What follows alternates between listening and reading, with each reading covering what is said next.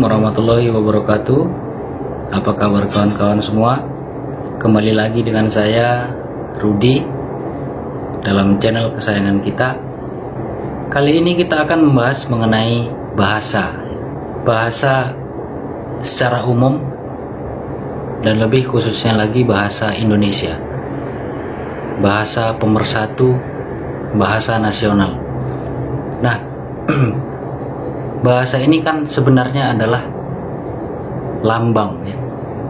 Lambang yang sistematis, yang diucapkan, yang dituliskan. Nah, apa jadinya manusia tanpa bahasa?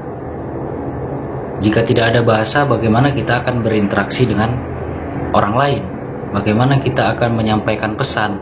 Bagaimana kita menyampaikan sesuatu pendapat kepada orang lain? Nah, bahasa ini punya pengaruh yang sangat besar dalam kehidupan kita. Di pertemuan kali ini saya akan membahas mengenai hakikat bahasa. Apa sih sebenarnya hakikat bahasa itu? Jadi, bahasa yang kita gunakan setiap hari, baik itu bahasa Indonesia, bahasa daerah, bahasa asing, bahasa apapun itu, semua memiliki hakikat bahasa.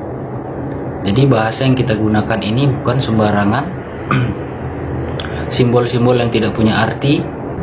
Jadi secara umum bahasa memiliki hakikat-hakikat yang tidak bisa kita pungkiri, termaktub di dalam bahasa itu, bahasa apapun yang kita gunakan.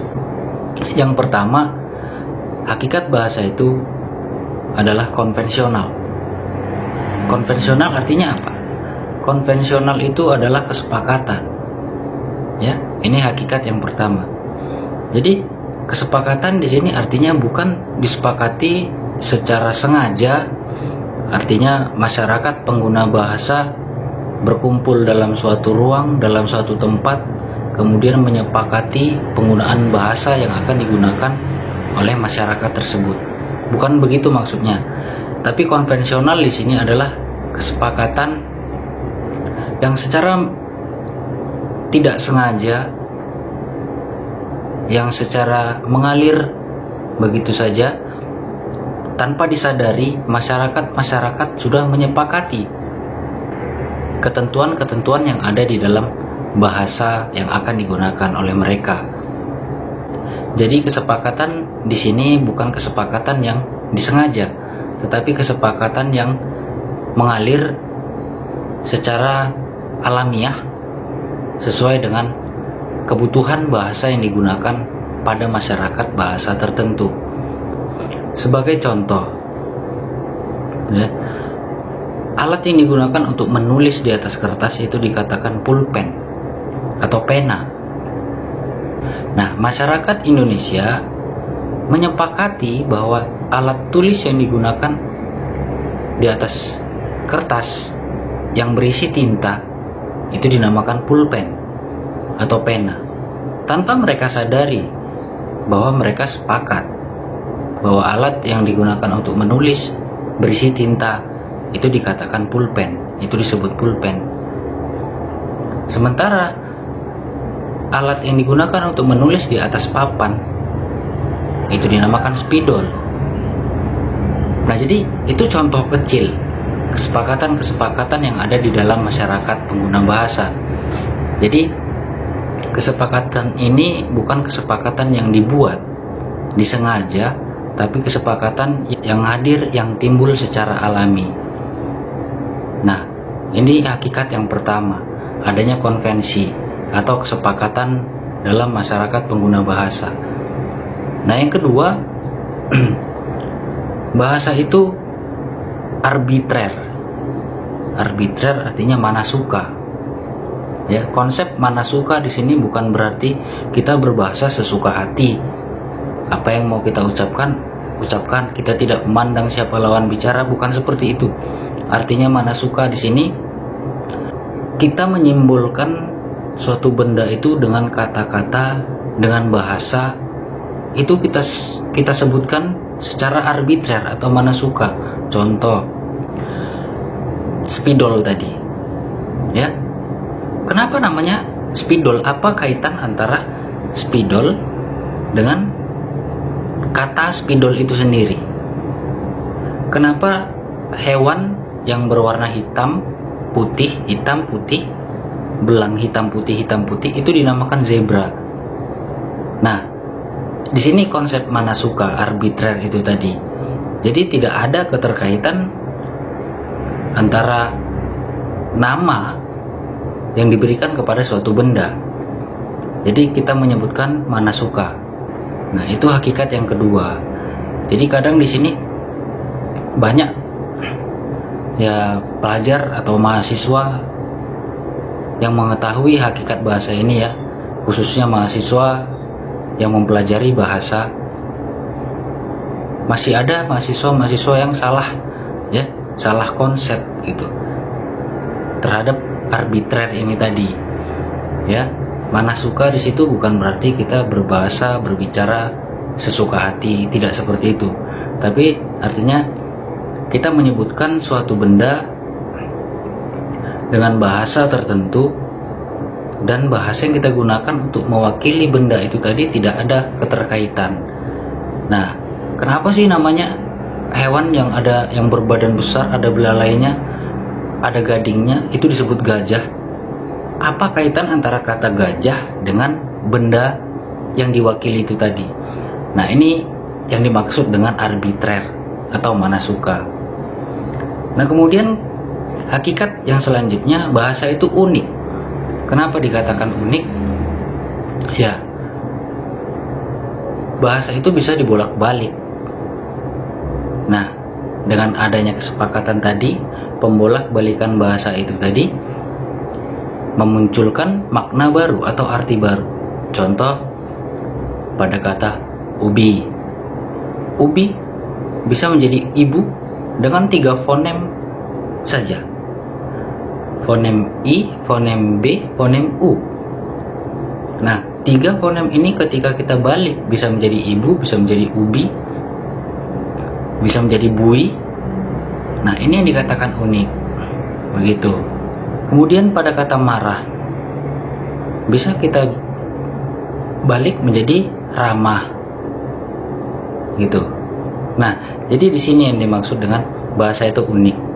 Jadi fonem yang mewakili itu tadi, mewakili benda atau hal, bisa kita ubah fonem-fonem yang menyatu, yang sistematis tadi, bisa kita bolak-balik, bisa kita pindah-pindah dan menjadi satu kata yang memiliki makna yang baru, seperti itu.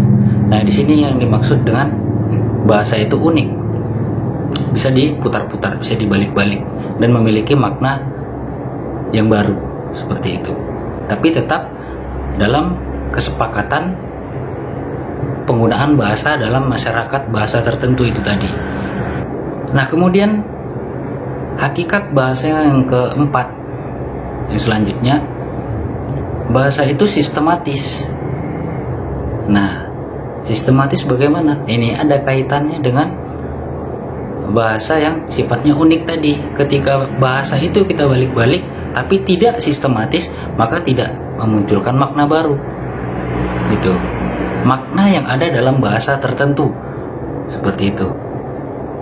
Contoh pada kata ramah dan marah tadi. Jadi ketika kata ramah, marah, fonem yang ada dalam masing-masing kata itu tidak berkurang dan tidak berlebih. Tetap pada 5 fonem. R, A, M, A, H. Kemudian fonem ini dibalik lagi, M, A, R, A, H. Nah, masih dalam fonem yang sama, tapi bisa kita ubah posisinya menjadi kata yang baru dan memiliki makna yang baru. Nah, tapi kalau kita ubah kata-kata itu dengan bentuk yang tidak sistematis, maka akan memunculkan bentuk yang baru, bahkan bentuk itu tidak memiliki makna yang sudah ada konvensi yang ada di dalam masyarakat bahasa itu. Nah, jadi sistematis, unik, itu berkaitan, begitu. Nah, disinilah hebatnya bahasa. Jadi ketika kita menggunakan bahasa, mungkin tanpa kita sadari, kadang ketika kita bercanda dengan teman-teman, ya, kita sering mengeluarkan candaan-candaan yang menggunakan istilah-istilah atau bahasa-bahasa yang kita plesetkan. Nah, tapi plesetan-plesetan bahasa itu mempunyai makna yang baru.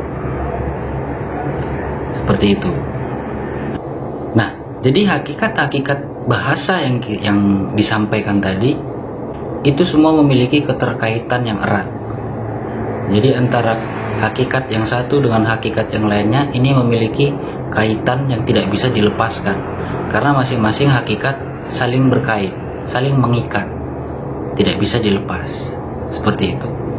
Sistematis, harus ada konvensi. Mana suka, harus ada konvensi. Unik, ada konvensi. Jadi masing-masing hakikat bahasa itu tadi memiliki keterkaitan yang kuat. Nah, jadi itulah hakikat yang ada dalam bahasa. Bisa kita bayangkan kalau seandainya di dunia ini tidak ada bahasa, bagaimana kita berinteraksi dengan teman-teman, dengan orang tua, atau mungkin ya untuk berbicara sendiri saja kita bingung gitu ya, menggunakan bahasa yang bagaimana. Nah, itulah anugerah dari Allah Subhanahu wa taala, kita dianugerahi bahasa yang digunakan untuk berinteraksi dengan sesama makhluk ciptaan Allah. Nah, bayangkan berapa banyak bahasa yang ada di dunia ini, ya. Nah, lain lubuk, lain ikannya, lain tempat, lainlah bahasanya. Seperti itu. Bahasanya sama, mungkin dialeknya berbeda, tapi mungkin tetap ada perbedaan-perbedaan itu tadi. Nah, kenapa ada perbedaan itu? Nah, secara tidak sengaja itu tadi masyarakat pengguna bahasa mengadakan konvensi secara alami. Nah, jadi sekali lagi sama-sama kita mensyukuri dan menjunjung tinggi bahasa yang digunakan, terlebih bahasa nasional, yaitu bahasa Indonesia.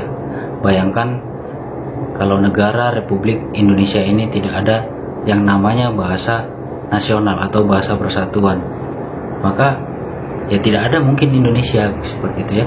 Yang dari Jawa ya pakai bahasa Jawa, yang dari Batak ya bahasa Batak, dari Ambon pakai bahasa Ambon, dari Manado pakai bahasa Manado.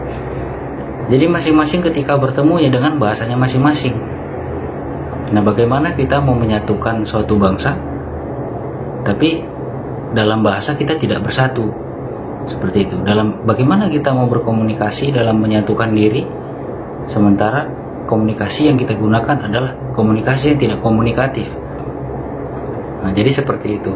Betapa beruntungnya kita pada tanggal 28 Oktober Sumpah Pemuda dideklarasikan oleh pemuda-pemuda Indonesia yang sadar ketika itu bagaimana pentingnya bahasa untuk memersatukan bangsa.